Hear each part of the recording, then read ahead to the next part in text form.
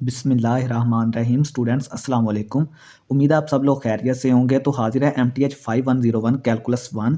इसका module number 122 से लेकर 126 तक इस लेक्चर में हम कवर करेंगे। 5 मॉड्यूल को इंशाल्लाह ताला कवर करेंगे। तो कोशिश होगी कि इंशाल्लाह ताला आपको ईज़ी वे में आसानी से जो लेक्चर्स हैं, कॉन्सेप्ट्स हैं, उनको डिलीवर किया जाए। तो आपने भी समझने की कोशिश करनी है। तो जो स्टूडेंट्स ने अभी तक हमारे चैनल को सब्सक्राइब नहीं किया, प्लीज़ इसको लाजमी सब्सक्राइब करें और वीडियो अच्छी लगे तो लाइक करें, कमेंट करें और दोस्तों में ज़रूर इसको शेयर करें। ठीक है, तो चलिए स्टार्ट करते हैं। हमारा पहला टॉपिक है नेट साइंड एरिया। ये तो हम पहले स्टडी करके आ चुके हैं कि नेट साइंड एरिया किसके बराबर होता है कि अगर हमारा इंटेग्रल है, कोई फंक्शन है F of x D X और उसकी हमने डेफिनेट इंटेग्रल है ए से लेकर बी तक। तो अगर वो अबव द एक्स एक्सिस है तो एरिया अबव उसको बोलेंगे और इसको हम पॉजिटिव ले लेंगे, और एरिया बिलो एक्स एक्सिस जो होगा उसको हम नेगेटिव ले लेंगे। जी, हम पीछे चीज़ एग्जाम्पल भी देख के आए हैं और अभी इसको थोड़ा सा रिवाइज कर रहे हैं। अब इसको हम कंपेयर करेंगे टोटल एरिया के साथ। टोटल एरिया में क्या डिफरेंस आता है कि अगर आप एफ ऑफ एक्स के साथ मॉडुलस साइन लगा दें, जिसको आप एब्सोल्यूट वैल्यू का साइन भी बोलते हैं, सिर्फ एफ ऑफ एक्स के साथ आप वो लगा दें, तो आपको पता है कि जो एब्सोल्यूट वैल्यू होती है वो माइनस को भी पॉजिटिव कर देती है। तो फिर क्या होगा, वो हमें ये टोटल जो एरिया होगा वो फिर माइनस साइन जो है वो इस एब्सोल्यूट की वजह से पॉजिटिव साइन में चेंज हो जाएगा। यानी कि हम जो है वो नीचे वाला एरिया जो एक्स एक्सिस का है वो नेगेटिव होता है, लेकिन हम उसके साथ फंक्शन के साथ क्या करेंगे, एब्सोल्यूट वैल्यू लगा देंगे। एब्सोल्यूट वैल्यू क्या करती है, नेगेटिव को भी पॉजिटिव बना देती है। तो फिर क्या होगा, ये माइनस वाला यानी कि जो नीचे एरिया होगा वो भी हमारा पॉजिटिव हो जाएगा इस मॉडुलस वैल्यू की वजह से, मॉडुलस साइन की वजह से, या जो एब्सोल्यूट वैल्यू हमने लगाई है। तो इसकी हम एक रियल लाइफ प्रैक्टिकल एग्जांपल देखते हैं कि जब हम डिस्प्लेसमेंट जो है वो हम फाइंड आउट करते हैं। तो डिस्प्लेसमेंट आपने याद रखना है कि डिस्प्लेसमेंट नेगेटिव भी हो सकता है, पॉजिटिव भी हो सकता है और जीरो भी हो सकता है। देखें कि अगर फर्ज करें कोई आदमी ए पॉइंट से लेकर बी तक गया, ठीक है, ए पॉइंट से लेकर बी तक गया, तो इस डायरेक्शन में उसका जो डिस्प्लेसमेंट है वो जीरो होगा। लेकिन जब बी पॉइंट से ए की तरफ जाएगा तो उसका डिस्प्लेसमेंट नेगेटिव होगा, और जब वो ए पॉइंट पर पहुंच जाएगा तो उसका डिस्प्लेसमेंट जीरो हो जाएगा।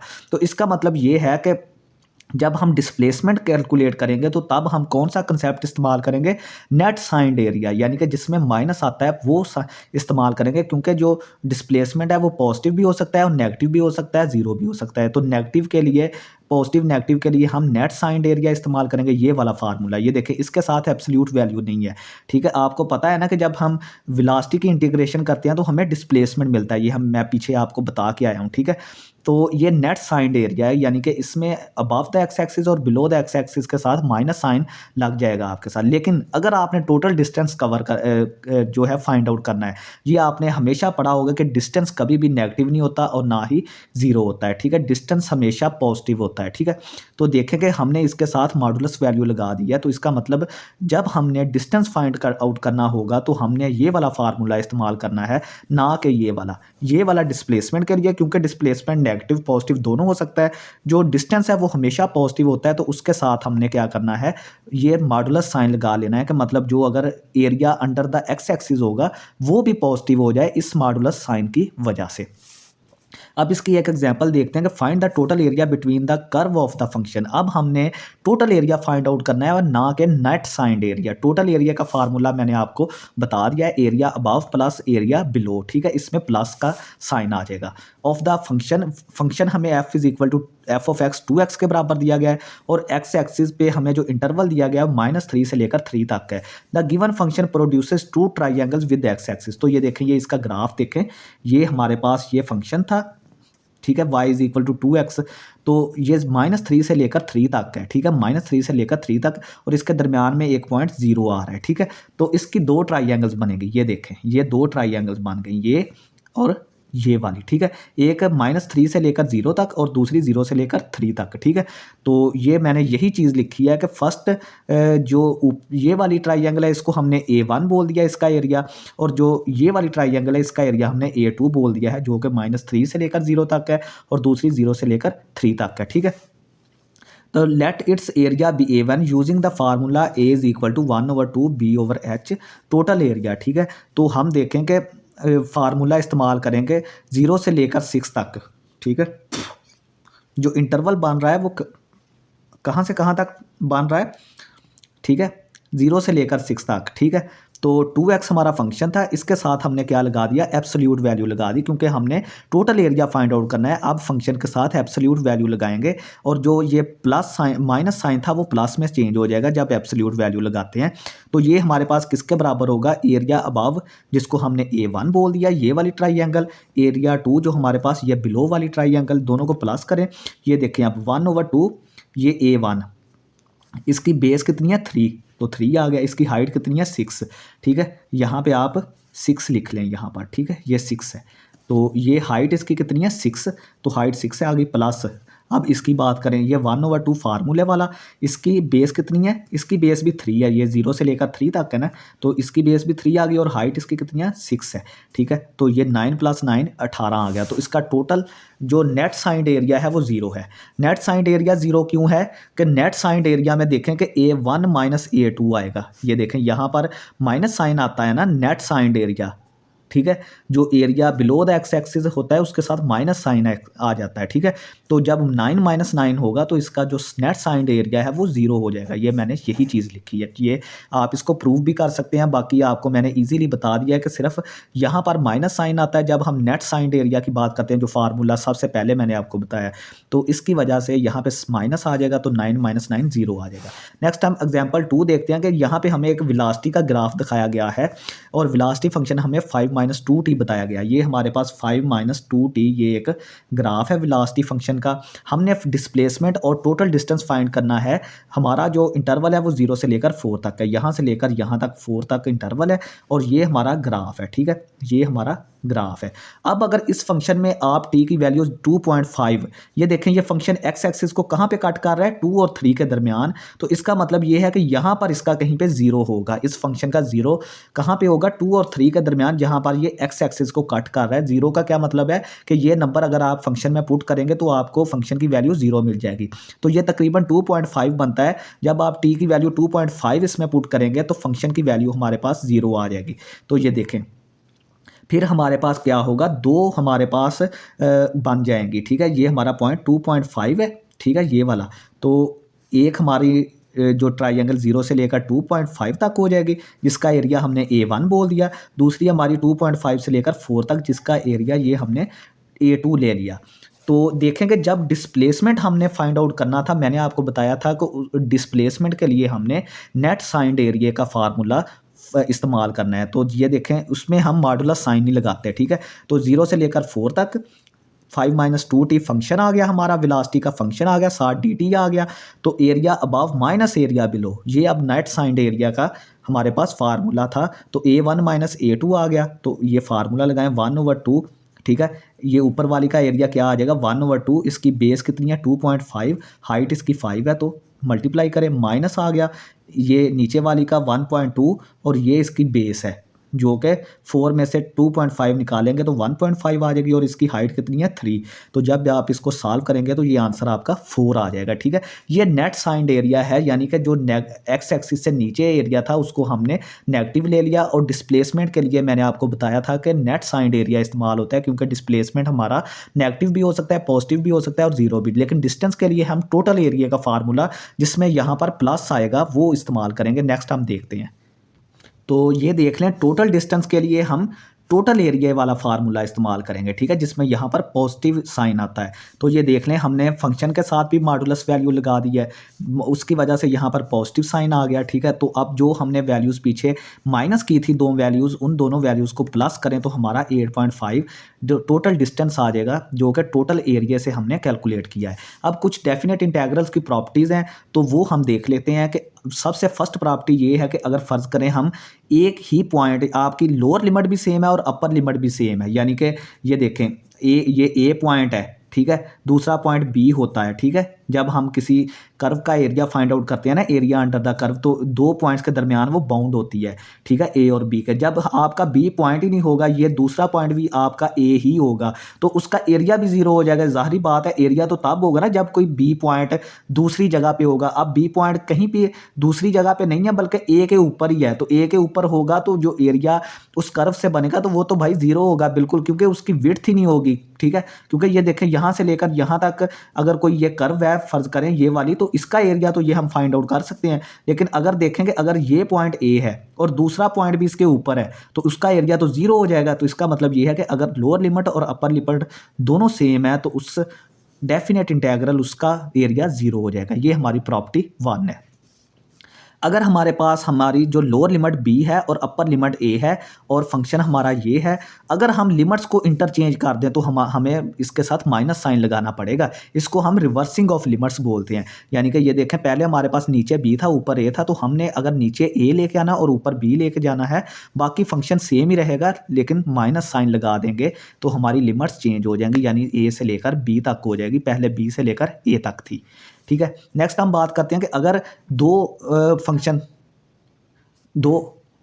फंक्शन पर डेफिनेट इंटीग्रल है। ठीक है, अगर दो फंक्शन एफ ऑफ एक्स और जी ऑफ एक्स पर डेफिनेट इंटीग्रल ए से लेकर बी तक है तो वो दोनों पर अप्लाई हो जाएगा। ठीक है, यानी एफ ऑफ एक्स पर भी और जी ऑफ एक्स पर भी। ठीक है, तो अगर दोनों के दरमियान माइनस है, दो फंक्शंस के दरमियान, तो वो इस पर भी अप्लाई हो जाएगा और इस पर भी दरमियान में माइनस आ जाएगा। इसको हम डिफरेंस बोलते हैं, इसको हम सम बोलते हैं। ठीक है, और तीसरा लास्ट वाला ये है कि अगर सी कोई कांस्टेंट आ जाता है, पहले फंक्शन से पहले कोई कांस्टेंट आ जाता है, कांस्टेंट को डेफिनेट इंटीग्रल से बाहर निकाल लें, बाकी आपका डेफिनेट इंटीग्रल वैसे ही आ जाएगा। ठीक है, ये तो हमने इनडेफिनेट इंटीग्रल में भी ये सारे रूल्स पढ़े थे। ठीक है, इसको हम कांस्टेंट मल्टीपल कहते हैं कि कांस्टेंट को आपने क्या करना है, वो बाहर निकाल लेना है, बाकी आपका ये जो डेफिनेट इंटीग्रल है वो अलहदा हो जाएगा। नेक्स्ट हमारे पास है स्प्लिटिंग एन इंटीग्रल। तो देखेंगे अगर हमारे पास एक ये ए पॉइंट है, ये बी पॉइंट है, तो अगर हमने इनके दरमियान कोई पॉइंट सी ले लिया तो इस पॉइंट पर हम इंटीग्रल को स्प्लिट करना चाहते हैं, तो आप क्या करें कि एक आप इंटीग्रल बनाएं ए से लेकर सी तक, दूसरा इंटीग्रल बनाएं सी से लेकर बी तक। ठीक है, तो इसको हम बोलते हैं स्प्लिटिंग ऑन इंटीग्रल। यानी कि हमारा इंटीग्रल पहले ए से लेकर बी तक था, तो हमने क्या किया, हमने कोई पॉइंट उनके दरमियान सी ले लिया, तो एक इंटीग्रल हम ए से लेकर सी तक बना लेंगे, F of x D x साथ आ जाएगा, ये चीज़ नहीं चेंज होती। ठीक है, फिर दूसरा हम सी से लेकर बी तक बना लेंगे, ये देखें F of x D x, इसको हम स्प्लिटिंग ऑफ इंटीग्रल बोलते हैं। नेक्स्ट हमारे पास एक एग्जांपल है कि use the above properties to express the definite integral of this function over the interval 1,3 as sum of 4 integrals. ठीक है, आपने ये ऊपर वाली प्रॉपर्टीज़ को इस्तेमाल करके इसको आपने सम ऑफ 4 इंटीग्रल्स में लिखना है। ठीक है, यानी कि हर फंक्शन पर अलग-अलग इंटीग्रल अप्लाई करके देना है। ठीक है, और इंटरवल आपका क्या है, 1 से लेकर 3 तक, यानी कि आपकी लोअर लिमिट 1 होगी और अपर लिमिट क्या होगी, 3 होगी।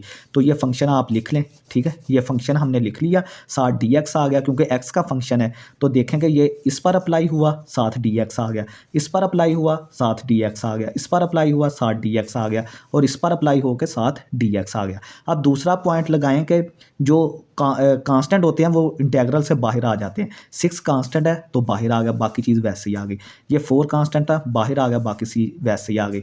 2 कांस्टेंट था, बाहर आ गया, बाकी चीज़ वैसे ही आ गई। 3 कांस्टेंट था तो बाहर आ गया, बाकी चीज़ वैसे ही आ गई। नेक्स्ट एग्जांपल है कि गिवन दैट, हमें गिवन है कि 1 से लेकर 5 तक जो फंक्शन का इंटीग्रल है वो -3 के बराबर है, और 2 से लेकर 5 तक जो फंक्शन का इंटीग्रल है वो 4 के बराबर है। हमने क्या फाइंड करना है, हमने 1 से लेकर 2 तक F of x D X और 2 से लेकर 1 तक F of x D X, इन दो इंटीग्रल्स की हमने वैल्यू फाइंड आउट करनी है। ठीक है, तो देखें हमें गिवन है कि 1 से लेकर 5 तक F of x D x जो है, हमने क्या किया 1 से लेकर 5 तक, यानी कि ये देखें ये हमारा 1 पॉइंट था, ये हमारा 5 पॉइंट था। हमने क्या किया, ये हमारे पास 2 एक नया नंबर आ गया है ना, ये देखो 2 हमारे पास नया नंबर आ गया है, यानी देखेंगे हमारे पास 3 नंबर इस्तेमाल हो रहे हैं, एक 5 इस्तेमाल हो रहा है, 2 इस्तेमाल हो रहा है और 1 इस्तेमाल हो रहा है। ठीक है, तो 1 से लेकर 5 तक हमारे पास इंटरवल था, तो हमने इसके दरमियान में एक नंबर 2 ले लिया। ठीक है, तो देखेंगे हमारे पास 3 नंबर इस्तेमाल हो रहे हैं, टोटल सारे इंटीग्रल्स में कितने नंबर इस्तेमाल हो रहे हैं, 5, 2 और 1, 3 नंबर इस्तेमाल हो रहे हैं। तो 1 और 5, 1 से लेकर 5 तक तो ये इंटीग्रल हमारे पास था। हमने क्या किया कि 1 से लेकर 5 तक जो इंटरवल था उसमें एक नंबर 2 ले लिया, तो एक इंटीग्रल हमने 1 से लेकर 2 तक बना दिया, 1 से लेकर 2 तक, दूसरा हमने बना दिया 2 से लेकर 5 तक, और दोनों को ऐड करते हैं जिसको हम स्प्लिटिंग प्रॉपर्टी बोलते हैं। यानी कि हमने क्या किया, स्प्लिट कर दिया 2 पॉइंट पर, इस इंटीग्रल को हमने 2 पॉइंट पर स्प्लिट कर दिया, तो इस तरह हम उसको लिख सकते हैं, ये स्प्लिटिंग प्रॉपर्टी है। नेक्स्ट हम बात करते हैं कि ये इंटीग्रल, इसकी वैल्यू हमें -3 दी थी तो इसकी जगह पे -3 आ गया, इसकी वैल्यू हमने फाइंड आउट करनी है। 2 1 से लेकर 2 F of x D x, इसकी वैल्यू हमने फाइंड करनी है और इसकी वैल्यू भी हमें गिवन है। ये देखें 2 से लेकर 5 तक, ये 2 से लेकर 5 तक इसकी वैल्यू हमें 4 दी गई है। तो ये हमने फाइंड आउट करना है। तो ये देखें, इसको आप एक साइड पे रखें, ये +4 को उस तरफ ले जाएं, तो ये -7, यानी कि इस इंटेग्रल की वैल्यू -7 आ गई। और अब हमने फाइंड आउट करना है 1 से लेकर 2 तक फाइंड आउट कर लिया, अब 2 से लेकर 1 तक, तो वो वाली रिवर्सिंग लिमिट वाली प्रॉपर्टी लगाएं। रिवर्सिंग लिमिट वाली, यानी कि अगर आपने पहले आपके पास 1 से लेकर 2 तक था, तो अगर आपने 2 से लेकर 1 तक करना है तो इसके साथ माइनस साइन लगा दें। ठीक है, इसके साथ माइनस साइन लगा दें। ये देखें 2 से लेकर 1 तक हमारे पास क्या आ जाएगा, 2 से लेकर 1 तक, यानी ये जो चीज़ हमने फाइंड आउट करनी है ये किसके बराबर आ जाएगी, सिर्फ इसके साथ माइनस लगा दें, ये वाला। ठीक है, ये वाला सिर्फ माइनस लगा देंगे तो ये लिमिट इसकी चेंज हो जाएगी, यानी ये दोनों बराबर हो जाएंगे। ये रिवर्सिंग ऑफ लिमिट वाली हमने प्रॉपर्टी लगाई है कि यानी एक के साथ अगर माइनस लगा दें तो दूसरे को हम क्या कर सकते हैं, वो लिख सकते हैं कि इसकी जो लिमिट है वो चेंज हो गई है। यानी ये देखें 1 से लेकर 2 तक थी, अगर इसके साथ माइनस लगा देंगे तो दूसरे की लिमिट 2 से लेकर 1 तक जो उसके बराबर है, दूसरे की लिमिट 2 से लेकर 1 तक हो जाएगी। तो ये देखें माइनस ये आ गया और इसकी वैल्यू हमने -7 फाइंड की थी, तो ये माइनस माइनस +7, तो ये आंसर हमारा आ गया। नेक्स्ट हमारे पास है कंपैरिजन प्रॉपर्टीज़। अब डेफिनेट इंटीग्रल की हम कंपैरिजन प्रॉपर्टीज़ लगाते हैं। ये हमारे किस काम आती हैं, ये हमें फास्ट एस्टीमेट लगाने में, जल्दी अंदाज़ा लगाने में हमारी मदद करती हैं विदाउट एग्जैक्ट एंटी डेरिवेटिव। ठीक है, हमें बाज़ औक़ात हमने एंटी डेरिवेटिव्स नहीं फाइंड करने होते, इंटेग्रल्स को नहीं फाइंड करना होता, हमने सिर्फ एस्टीमेट लगाना होता है कि कौन सा फंक्शन बड़ा है, कौन सा इंटेग्रल बड़ा है, कौन सा इंटेग्रल छोटा है। तो हम सिर्फ उनको कंपैरिजन प्रॉपर्टीज़ के ज़रिए देख कर बता सकते हैं कि ये इंटेग्रल हमारा छोटा है, ये इंटेग्रल बड़ा है। तो वो हम देखते हैं कि कौन कौन सी प्रॉपर्टीज़ हैं। तो चलिए स्टूडेंट्स देखते हैं। सबसे पहली प्रॉपर्टी के फर्स्ट प्रॉपर्टी है कि अगर आपका फंक्शन, कोई भी function greater than or equal to 0 है on a, b closed interval. ठीक है, यानी कि आपका फंक्शन जो है वो इंक्रीजिंग है, तो जो एरिया अंडर दैट फंक्शन होगा वो भी greater than or equal to 0 होगा, यानी कि उसका जो डेफिनेट इंटेग्रल होगा फंक्शन का, क्योंकि हम डेफिनेट इंटेग्रल को ही एरिया अंडर द कर्व बोलते हैं, तो उसका जो डेफिनेट इंटेग्रल होगा वो भी greater than or equal to 0 ही होगा, क्योंकि एरिया जो है वो कभी भी नेगेटिव नहीं हो सकता। ठीक है, यानी कि ये अगर आपका जो फंक्शन है वो इंक्रीजिंग है, greater than or equal to 0 है on a, b whole interval, a, b सारे इंटरवल पर आपका फंक्शन इंक्रीजिंग है, तो जो उसके नीचे जो एरिया होगा, एरिया अंडर द कर्व होगा, एरिया अंडर द फंक्शन होगा, जिसको हम डेफिनेट इंटेग्रल से रिप्रेजेंट करते हैं, तो डेफिनेट इंटेग्रल भी हमारा फिर greater than or equal to 0 होगा। तो इसकी वजह ये ऐसा क्यों है, क्योंकि एरिया हमारा कभी भी नेगेटिव नहीं हो सकता, वो हमारा greater than or equal to 0 होगा। दूसरा है कि अगर दो फंक्शन हमारे पास हैं, एक फंक्शन बड़ा है दूसरे फंक्शन से, यानी कि एफ ऑफ एक्स हमारा बड़ा है जी ऑफ एक्स से ऑन a, b। ठीक है, on a, b whole interval, अगर कोई फंक्शन एक ऊपर है, बड़ा होने का क्या मतलब है कि एक फंक्शन ऊपर है, एक फंक्शन की हाइट ज़्यादा है, एफ ऑफ एक्स की हाइट ज़्यादा है, जी ऑफ एक्स की हाइट कम है, यानी कि वो नीचे है, तो जारी बात है कि जो फंक्शन ऊपर होगा उसका एरिया भी ज़्यादा होगा, जो फंक्शन की पोजीशन ऊपर होगी तो उसने जो एरिया उसके नीचे अंडर द कर्व आएगा वो भी ज़्यादा होगा। तो इसका मतलब ये होगा फिर integral of f of x D x must be greater than or equal to b over a g x D x, यानी कि जो फंक्शन छोटा था उसका इंटेग्रल भी छोटा होगा डेफिनेट इंटेग्रल, और जो फंक्शन ऊपर था उसका इंटेग्रल भी बड़ा होगा, क्योंकि हम पढ़ते हैं कि जो इंटेग्रल है वो एरिया अंडर द कर्व होगा, और जो ऊपर होगा फंक्शन उससे नीचे जो एरिया होगा वो ज़्यादा कवर करेगा, जो फंक्शन ऊपर होगा वो एरिया को ज़्यादा कवर करेगा। ठीक है, बस ये आपने याद रखना है। और ये प्रॉपर्टी इसके उल्टा है कि अगर कोई फंक्शन नीचे है और दूसरा फंक्शन ऊपर है, ठीक है, अगर हमारा फंक्शन एफ ऑफ एक्स जिसको हमने पहले ऊपर लिया था अब वो नीचे आ गया, तो जारी बात है उसका फिर जो डेफिनेट इंटेग्रल होगा वो भी छोटा हो जाएगा जी ऑफ एक्स के डेफिनेट इंटेग्रल से। ठीक है, क्योंकि हमने एरिया अंडर द कर्व किसके बराबर पढ़ा है, डेफिनेट इंटेग्रल के बराबर हमने पढ़ा है। नेक्स्ट जो अगली प्रॉपर्टी है ये थोड़ी मज़ेदार है और समझने वाली है। तो प्रॉपर्टी ये है कि अगर आपका कोई फंक्शन एफ ऑफ एक्स किसी नंबर स्मॉल एम से बड़ा है या उसके बराबर है और किसी कैपिटल एम से छोटा है या उसके बराबर है ऑन a, b इंटरवल। ये मैं आपको थोड़ा सा दिखा देता हूँ कि ये देखें, ये जो मैंने डार्क शेड किया हुआ है ना, ये यहाँ पर पॉइंट कैपिटल स्मॉल एम है, ठीक है, ये देखें ये स्मॉल एम है और ये वाला कैपिटल एम है यहाँ पर, और आपका फंक्शन इन दो पॉइंट्स के दरमियान है। ये फंक्शन आपका एफ ऑफ एक्स इन दो पॉइंट्स के दरमियान है। ये देखें ये फंक्शन आपका इन दो पॉइंट्स के दरमियान बाउंड है, यानी कि एम से जो है वो बड़ा है और कैपिटल एम से छोटा है, दोनों के दरमियान फंसा हुआ है, ठीक है। तो जो इसका हमारे पास डेफिनेट इंटेग्रल होगा वो भी हमारा क्या होगा, वो होगा m into B minus a must be, जो इसका जो डेफिनेट इंटेग्रल होगा वो बड़ा होगा m into B minus A से और छोटा होगा capital M into B minus A, ठीक है। तो इस तरह के जो ग्राफ्स होते हैं वो हम सिंपल इनइक्वालिटीज़ को सॉल्व करके सैंडविच, ये भी एक सैंडविच थ्योरम जो हम पहले पढ़ के आए हैं उसी की एक तरह की एग्जांपल है। तो हम उसको इस तरीके से सॉल्व कर सकते हैं, दो नंबर्स के दरमियान बाउंड करके, ठीक है। यानी कि कोई जो फंक्शन है, यानी जो फंक्शन है हमारा एफ ऑफ एक्स, उसको हम दो नंबर्स के दरमियान बाउंड करेंगे, जिस तरह हमने कैपिटल एम और स्मॉल एम के दरमियान बाउंड किया था। फिर हम वहाँ से उसका जब इंटेग्रल देखेंगे तो वो इन दो नंबर्स के दरमियान ही रहेगा, ठीक है। एम हमारा ये नंबर है और बी माइनस ए ये जो है दोनों जो हमारे पॉइंट्स हैं हमने इनको माइनस किया। सेम एम हमारा ये नंबर है और बी माइनस ए ये जो इंटरवल की हमारे पास एंड पॉइंट्स हैं उनका डिफरेंस है। तो ये आप अगर कैलकुलेट करके देख लेंगे तो ये हमें इसी तरह से ही नज़र आएगा, ठीक है। देखें कि ये जो m इंटू बी माइनस ए ये वाली चीज़ है ना, ये कलर्ड एरिया है, ये जिसको मैंने डार्क किया हुआ है, ये देखें, ये जिस पर मैं पेंसिल फेर रहा हूँ ना, ये वाला एरिया है, ठीक है, ये ठीक है, ये वाला ये एरिया है, ठीक है।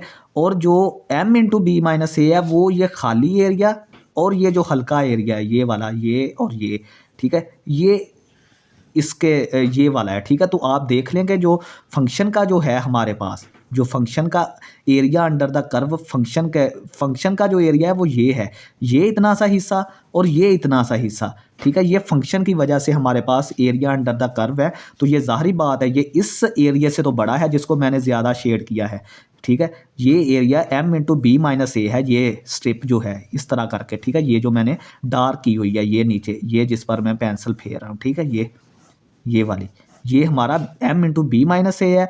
बाकी जो ये वाला एरिया है बड़ा, ये ठीक है, ये capital M into B minus है, जिसमें ये फंक्शन का एरिया भी और ये साफ एरिया भी दोनों आ जाते हैं। तो देखेंगे अब फंक्शन का एरिया जो इंडेफिनेट इंटेग्रल है वो सिर्फ ये है, ये फंक्शन, ये यहाँ से लेकर ये वाला, ये एरिया, ये और ये वाला, ठीक है। और देखें कि ये एरिया तो फिर इन दोनों के दरमियान में ही मौजूद है, ठीक है।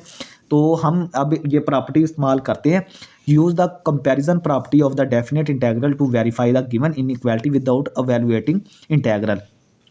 हमने इंटेग्रल्स को सॉल्व नहीं करना, सिर्फ जो कंपैरिजन प्रॉपर्टीज़ हैं उनको इस्तेमाल करके हमने जो है वो ये सेटिस्फाई करवाने हैं, ठीक है, इंटेग्रल्स को अवेलुएट करवाना है। तो ये देखें, ये सबसे पहले 0 से लेकर 4 तक एक्स स्क्वायर माइनस 4x प्लस 4 dx greater than or equal to 0, ठीक है। ये हमारे पास क्वेश्चन है, हमने इसको प्रूव करना है, ठीक है।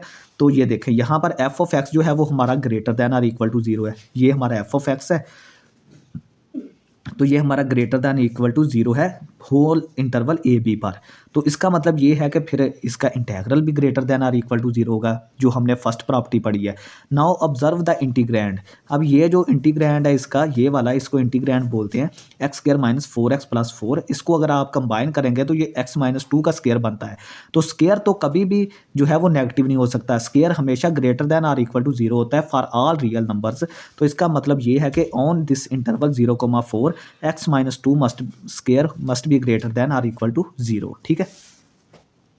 Use the comparison of the definite integral to verify the given inequality without evaluating the integral. वही आपने प्रॉपर्टी इस्तेमाल करके ये जो इंटेग्रल है इसको आपने सेटिस्फाई करना है कि ये इंटेग्रल इस इंटेग्रल से बड़ा है, ठीक है। तो ये आप देख सकते हैं कि प्रॉपर्टी 2 को इस्तेमाल करते हैं कि अगर हमारा एफ ऑफ एक्स जो है वो छोटा है, ये देखें, ये हमारा एफ ऑफ एक्स है, ठीक है, ये हमारा, ये नीचे वाला जो है वो हमारा एफ ऑफ एक्स है, ठीक है। इस तरह करके दो फंक्शंस हैं, इस तरह करके, ठीक है। ये हमारा जो नीचे है वो एफ ऑफ एक्स है और ये जो है ये जी ऑफ एक्स है इसके ऊपर, ठीक है। ये मैंने बनाया हुआ है लेकिन अभी नज़र नहीं आ रहा, ठीक है। तो इसका मतलब ये है कि एफ ऑफ एक्स ये नीचे वाला एफ ऑफ एक्स है, ऊपर वाला जी ऑफ एक्स है। तो इसका मतलब है कि जी ऑफ एक्स जो है वो ऊपर है तो बड़ा होगा, G of X must be greater than or equal to F of X on A comma B closed interval. तो हमने ये चीज़ पढ़ी है कि जब एक फंक्शन बड़ा हो और दूसरा छोटा हो तो उसका इंटेग्रल भी बड़ा होता है दूसरे इंटेग्रल से, ठीक है। तो इसका मतलब ये है कि for all x belongs to x 0,1, तो आप 0,1 में से कोई भी इंटरवल ले लें, कोई भी नंबर ले लें, तो एक्स स्क्वायर जो है वो हमेशा लेस देन होगा, less than or equal to होगा एक्स से, ठीक है। एक्स स्क्वायर जो होता है वो हमेशा less than or equal to होता है एक्स से, ठीक है। आप कोई भी इंटरवल ले लें, ठीक है, 0,1 में आप कोई भी नंबर ले लें तो एक्स स्क्वायर जो होगा वो लेस देन होगा, less than or equal to होगा एक्स से। तो इसका मतलब ये है कि अगर आप दोनों तरफ 1 ऐड कर दें तो फिर भी ये 1 plus X square less than or equal to 1 plus X ही होगा। दोनों तरफ अगर आप स्क्वायर रूट ले लें तो फिर भी ये चीज़ ही सेटिस्फाई होगी, ठीक है। तो for all x belongs to 0,1 ये चीज़ होल्ड करेगी because it is increasing for all positive inputs. तो अगर आप इसमें पॉजिटिव नंबर देते जाएंगे, इस इंटरवल में कोई भी आप नंबर देंगे तो ये फंक्शन आपका इंक्रीजिंग होगा। तो प्रॉपर्टी 2 से हम बोल देंगे कि जब ये फंक्शन इससे बड़ा है तो इसका इंटेग्रल भी इससे बड़ा होगा। तो ये देखें, ये इंटेग्रल इससे हमेशा बड़ा होगा, ठीक है। तो ये आप ग्राफ से भी वो देख सकते हैं कि ये फंक्शन आपका जो ऊपर है ये वाला, ठीक है, ये वाला फंक्शन ऊपर है ना जी ऑफ एक्स, ये बड़ा फंक्शन है तो इसका जो एरिया होगा नीचे वो भी बड़ा होगा, और ये वाला एफ ऑफ एक्स नीचे है फंक्शन तो इसका जो एरिया है ये नीचे इसके वो भी छोटा एरिया होगा, ठीक है। नेक्स्ट हमारे पास टॉपिक है average value. It is average of infinitely many values on a b. अगर हमारे पास कोई इंटरवल ए बी है तो हमारे पास, हमने आपको बताया था कि हम बहुत सारे इन्फिनिटली मैनी इंटरवल्स में इसको डिवाइड कर लेते हैं। जो हमारा इंटरवल गिवन होता है ना, जो गिवन इंटरवल होता है हम उसको छोटे छोटे सब इंटरवल्स में डिवाइड कर देते हैं। तो एवरेज वैल्यू जो होती है वो सब का, जो इन्फिनिटली मैनी इंटरवल्स हमने छोटे छोटे सब इंटरवल्स बनाए होते हैं वो उनका एवरेज होती है, उनका एवरेज होती है, ठीक है। तो एफ एवरेज किसके बराबर होगी, 1/b माइनस ए, और ये साथ डेफिनेट इंटेग्रल, क्योंकि डेफिनेट इंटेग्रल का हमें पता है कि ये चीज़ हमें इन्फिनिटली मैनी वैल्यूज़ का सम देती है, ठीक है। क्योंकि ये इन्फिनिटली मैनी रेक्टेंगल्स होती हैं ना, रेक्टेंगल्स जिनका एरिया बिल्कुल हम ज़ीरो कर देते हैं और उनकी जो तादाद है वो हम इन्फिनिटी को कर देते हैं, तब हमें ये डेफिनेट इंटेग्रल मिलता है ना। तो इसका मतलब यही है कि 1/b minus a times f average किसके बराबर होगी, 1/b minus a times this integral. Since Riemann sum average, तो रीमान सम का हमने पढ़ा था कि वो इसके बराबर होती है, becomes the integral when n approaches to infinity.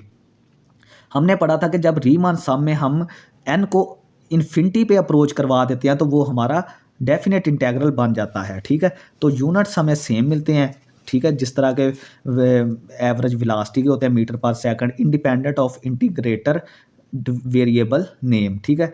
तो if f average is equal to F of a plus f of b over 2, ये फार्मूला भी आपने याद रखना है, ठीक है। इसके रिलेटेड एक एग्जांपल करते हैं, वो आपको ज़्यादा समझ आएगी कि find the average value of f of x is equal to 6 minus 2x। ये हमारा फंक्शन है 6 minus 2x over the interval 0,3। हमने इसकी एवरेज वैल्यू फाइंड करनी है। तो ये देखें, ये हमारे पास 0 से लेकर 3 तक है और ये हमारा फंक्शन है इस तरह करके। तो ये हमने एरिया फाइंड आउट करना है। तो area between curve and x axis makes a triangle. तो इसने एक ट्राइंगल बनाई है जिसकी बेस जो है ये वाला लेंथ हमारे पास 3 आ गई, 3 माइनस 0 3 आ गई ना, और हाइट इसकी 6 है, हाइट इसकी 6 है, ठीक है। तो एरिया हमें कैसे मिलेगा, 0 से लेकर 3 तक इस फंक्शन को इंटीग्रेट करेंगे वो हमें एरिया मिल जाएगा। लेकिन ये हमारे पास ट्राइंगल है तो ट्राइंगल का एरिया तो हमें पता होता है कि 1/2 बेस इंटू हाइट। 1/2 वैसे ही आ गया, बेस इसकी 3 है, हाइट इसकी 6 है तो 9 आ गया।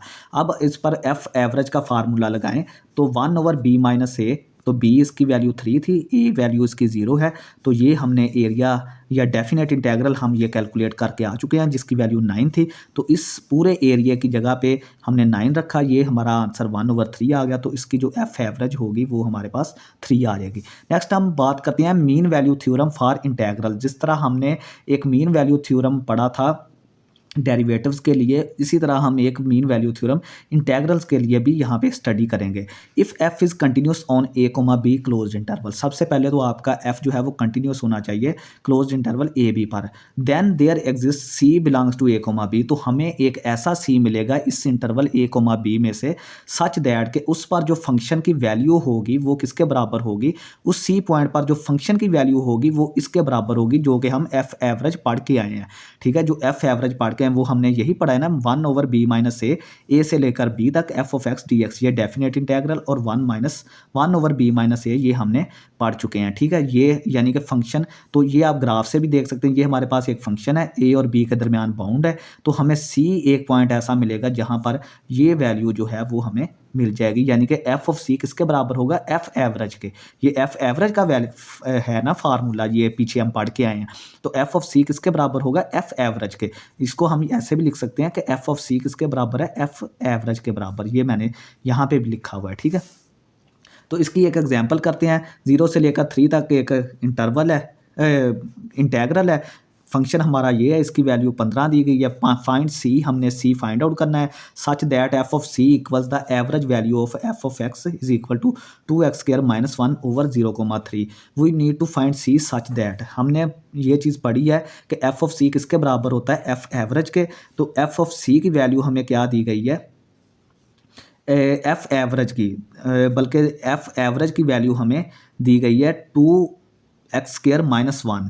ठीक है, लेकिन हमने सी पर फाइंड आउट करनी है, तो आपने यहाँ पर सी लगा लेना है। ठीक है, यानी कि ये हमें फंक्शन दिया गया ना, ये वाला ये फंक्शन दिया गया, आप इसमें क्या करें, सी पुट कर दें एक्स की जगह पे, वो हमें एफ ऑफ सी मिल जाएगा। ठीक है, वो हमें क्या मिल जाएगा, एफ ऑफ सी। तो ये हमने 2c² - 1 आ गया। अब एफ एवरेज का फार्मूला लगाएं, 1/b माइनस ए, बी यहाँ पर हमारा कितना है, बी हमारा है 3, ये ए 0 है, 0 से लेकर 3 तक इंटरवल है, और बाकी ये वाला, ये देखें, ये हमारा सारा डेफिनेट इंटेग्रल यहाँ पर आ जाएगा, 2x² - 1 dx आ जाएगा। तो ये देखें 2c² - 1/3, ये वाला 1/3, और इस इंटेग्रल पूरे की वैल्यू हमें 15 दे दी गई है। ठीक है, डेफिनेट इंटेग्रल की वैल्यू 15 दे दी गई है, तो यहाँ से 2c² बराबर 6 के आ गया, ये 315 से कट के 5 आ गया, ये उधर जाके +1 6 हो गया, तो c की वैल्यू ±3 स्क्वायर रूट आ गई। हमने c की वैल्यू सिर्फ +3 स्क्वायर रूट लेनी है, क्योंकि जो c is equal to -3 square root है, ये 0,3 इंटरवल में लाई नहीं करता, हमने सिर्फ पॉजिटिव वैल्यू लेनी है जो कि 0,3 के दरमियान लाई करती है। नेक्स्ट हम बात करते हैं कि फंडामेंटल थ्योरम ऑफ कैलकुलस, इसका पार्ट 1। तो अगर हमारे पास कोई फंक्शन एफ ऑफ एक्स है, कैपिटल एफ ऑफ एक्स, हमारे पास फंक्शन है ए से लेकर एक्स तक, F of t d t with f continuous on a b, और एफ हमारा कंटिन्यूस है a comma B closed interval पर, तो हमारा जो फंडामेंटल थ्योरम ऑफ कैलकुलस 1 बोलता है, वो कहता है कि एफ डैश एक्स किसके बराबर होगा, एफ ऑफ एक्स के, for all x belongs to a comma b. ठीक है, यानी a comma b open interval, यहाँ पे इंटरवल जो है वो ओपन हो जाएगा। ठीक है, क्योंकि जो डेरिवेटिव्स होते हैं वो आपने याद रखना है कि वो ओपन इंटरवल्स पर लाई करते हैं, क्लोज्ड इंटरवल वहाँ पे कोने बन जाते हैं, वहाँ पे डेरिवेटिव्स लाई नहीं करते। ठीक है, तो यानी ये अगर हमारा, तो ये सीधी सीधी बात है कि देखें कि एफ डैश एक्स, यानी दोनों तरफ आप डेरिवेटिव लें, ये हमारा एक फंक्शन एफ ऑफ एक्स है, कैपिटल एफ ऑफ एक्स, जो इसके बराबर है, तो जब आपने इसका डेरिवेटिव लेना है तो इसका भी डेरिवेटिव लें, तो ये तो एफ डैश एक्स बन जाएगा डेरिवेटिव, और जब यहाँ पे डेरिवेटिव लेंगे तो इंटीग्रेशन और डेरिवेटिव आपका रिवर्स प्रोसेस होता है, तो डेरिवेशन और इंटीग्रेशन आपस में कैंसिल आउट हो जाएंगे, आपका सिर्फ एफ ऑफ एक्स यानी कि एफ ऑफ टी या एफ ऑफ एक्स भी आप इसको बोल सकते हैं। अगर आपने यहाँ पे एक्स लिया है ना तो आप एफ ऑफ एक्स बोल दें, अगर टी लिया है तो एफ ऑफ टी बोल दें। ठीक है, वो नोटेशन का कोई मसला नहीं है। तो हमें जो फंक्शन मिलेगा वो सिर्फ एफ ऑफ एक्स ही मिलेगा, क्योंकि डेरिवेशन और इंटीग्रेशन रिवर्स प्रोसेस हैं। जब यहाँ पे आप डेरिवेशन अप्लाई करेंगे तो ये दोनों आपस में कट जाएंगे, तो हमें सिर्फ फंक्शन ही मिल जाएगा। तो एफ टी सी 1 हमें बताता है कि अगर जी ऑफ एक्स हमारा इसके बराबर है तो हमें जी डैश एक्स जो है वो एफ ऑफ एक्स के बराबर, वही बात जो मैंने अभी आपको ऊपर बताई है कि इसका आप डेरिवेटिव लें, इसका भी डेरिवेटिव लेंगे तो ये इंटीग्रेशन कट जाएगी। ठीक है, तो एफ ऑफ टी हमारा जो है वो जी डैश एक्स हमारा एफ ऑफ डैश एक्स के बराबर, एफ ऑफ एक्स के बराबर आ जाएगा। इसकी एक एग्जांपल देख लें कि दोनों तरफ आप क्या करें कि क्योंकि ये देखें ना कि हमने क्या करना होता है, हमने फिर अपर लिमिट भी अप्लाई करनी होती है। पहले अपर लिमिट अप्लाई करें, फिर नीचे वाली लिमिट अप्लाई करें। ठीक है, तो ये देखें, अब देखें कि यहाँ से अगर हम डेरिवेटिव अप्लाई करें तो ये जी डैश एक्स आ जाएगा, यहाँ से ये हमारा कट जाएगा। ये देखें, ये हमारी डेरिवेशन इंटीग्रेशन से कट जाएगी।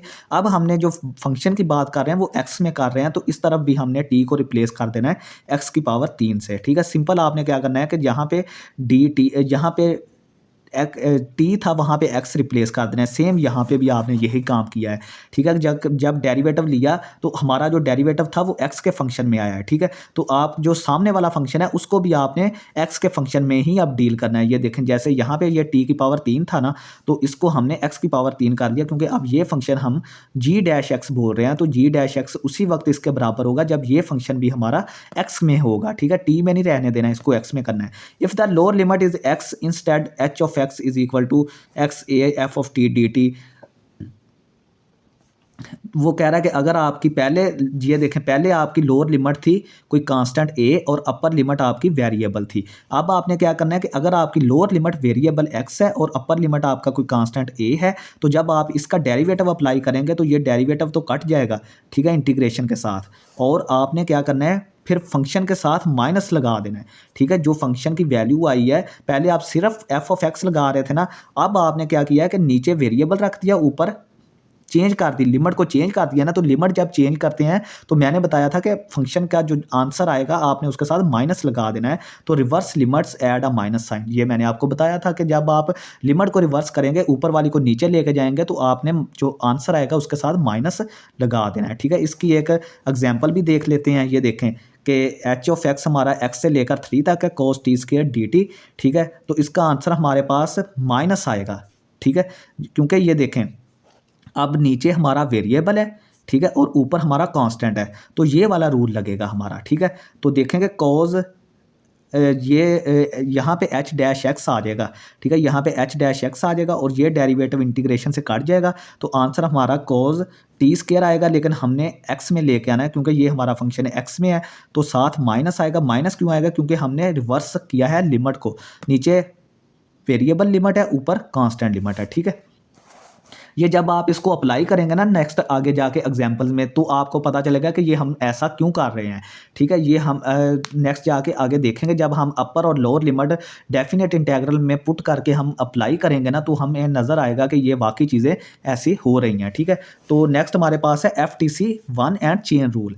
अब देखेंगे अगर हमारे पास नीचे ए है कोई कांस्टेंट और ऊपर कोई जी ऑफ एक्स, ऊपर वाली लिमिट हमारे पास कोई फंक्शन है, तो आप क्या करें, आपने ये करना है कि f of g x into g dash x लिख लेना है। ठीक है, यानी कि आपने ये फंक्शन जो है, जो आंसर आएगा अब आपका, वो आपने क्या करना है, जी ऑफ एक्स में और जी डैश एक्स का चेन रूल के हवाले से आपने जी डैश एक्स यानी कि जी ऑफ एक्स का इसका डेरिवेटिव आपने दोबारा ले लेना है। ठीक है, यानी कि F into G of X आ जाएगा। ठीक है, यानी कि अपर लिमिट आ जाएगी, एफ फंक्शन अब किसका बन जाएगा, अपर लिमिट का, और जी एक्स साथ आपने जी एक्स का दोबारा डेरिवेटिव। इसकी एक एग्जांपल देखते हैं कि 0 से लेकर एल एन एक्स ई की power -2t t square d t for t is equal to greater than 0। तो ये देखें एफ डैश एक्स, यहाँ पे डेरिवेटिव लगाएं, एफ डैश एक्स आ गया, तो ये देखें अब हमारे पास क्या होगा, ई की पावर -ln(x) का स्केयर आ जाएगी। ये देखें, ठीक है, अब हमने फंक्शन किसका बना दिया, ये फंक्शन हमने जी ऑफ एक्स का बनाना है, और यहाँ पे जी एक्स किसका है, ln(x) है, यहाँ पे जी एक्स क्या है, ln(x) है, तो हम एफ डैश एक्स किसके बराबर लिख देंगे, ई की पावर माइनस ये वाला माइनस, और टी को ख़त्म करके फंक्शन किसका बनाना है, ln(x) का, तो ln(x) का पावर स्केयर आ जाएगा, और ln(x) का दोबारा यानी कि जी डैश एक्स लेंगे, ये वाली चीज़ दोबारा यानी कि इसका डेरिवेटिव लेंगे, जो ln(x) आ जाएगा, ln(x) का दोबारा डेरिवेटिव 1/x आ जाएगा। ठीक है, तो ये हमारे पास आ जाएगा। ये सेम एग्जांपल ये भी इसी तरह की है। ठीक है, कि हमने लेट किया कि u ऑफ एक्स एक्स की पावर 3 के बराबर है, यानी कि ये जो हमने फंक्शन दिया था उसको हमने यू एक्स के बराबर लेट कर लिया, तो 1 से लेकर यू एक्स कॉट टी, ठीक है, कॉट टी डी टी, तो डेरिवेटिव लें दोनों तरफ डेरिवेटिव लिया, तो आपने ये जो फंक्शन है इसको आपने इस चीज़ का बनाना है, जी ऑफ एक्स का, जो ऊपर वाली लिमिट है ना, इसका फंक्शन आपने बनाना है। तो ये देखें F of G of X आ गया माइनस इंटू इस फंक्शन, इसका आपने दोबारा डेरिवेटिव लेना, तो जी डैश एक्स आ गया। तो अब हमारे पास एफ डैश एक्स किसके बराबर आ गया, कॉज यू ऑफ एक्स। ठीक है, जी ऑफ एक्स को हमने किसके बराबर लेट किया है, यू ऑफ एक्स के। ये देखें you of x into you dash x का दोबारा डेरिवेटिव ले लें। ठीक है, तो यू डैश एक्स, तो कॉज एक्स की पावर 3 यू एक्स हमारे पास किसके बराबर है, एक्स की पावर 3 के, और इसका जब एक्स की पावर 3 का दोबारा डेरिवेटिव लिया तो 3x² आ गया। तो ये हमारा, इसको तरतीब थोड़ी सी दे लें तो ये इसके बराबर आ जाएगा। तो ये था स्टूडेंट्स हमारा आज का लेक्चर, उम्मीद है आपको समझ आई होगी। तो अगर कोई भी मसला परेशानी हो तो आप प्लीज़ कमेंट सेक्शन में हमसे पूछ सकते हैं, और लेक्चर पसंद आया तो इसको ज़्यादा से ज़्यादा शेयर करें और दोस्तों में ज़रूर इसको शेयर करें। और दूसरा, चैनल को सब्सक्राइब करना नहीं भूलना। जो भी स्टूडेंट्स अभी तक नए हैं, चैनल को सब्सक्राइब नहीं किया, वो लाज़मी 2 सेकंड लगाकर चैनल को लाज़मी सब्सक्राइब कर लें। काफ़ी ज़्यादा मेहनत होती है इन लेक्चर्स पर, बहुत ज़्यादा दिमाग का खपाई होती है, तो आपका भी हक बनता है कि आप रिस्पॉन्ड करें। बहुत शुक्रिया स्टूडेंट्स, अल्लाह हाफ़िज़।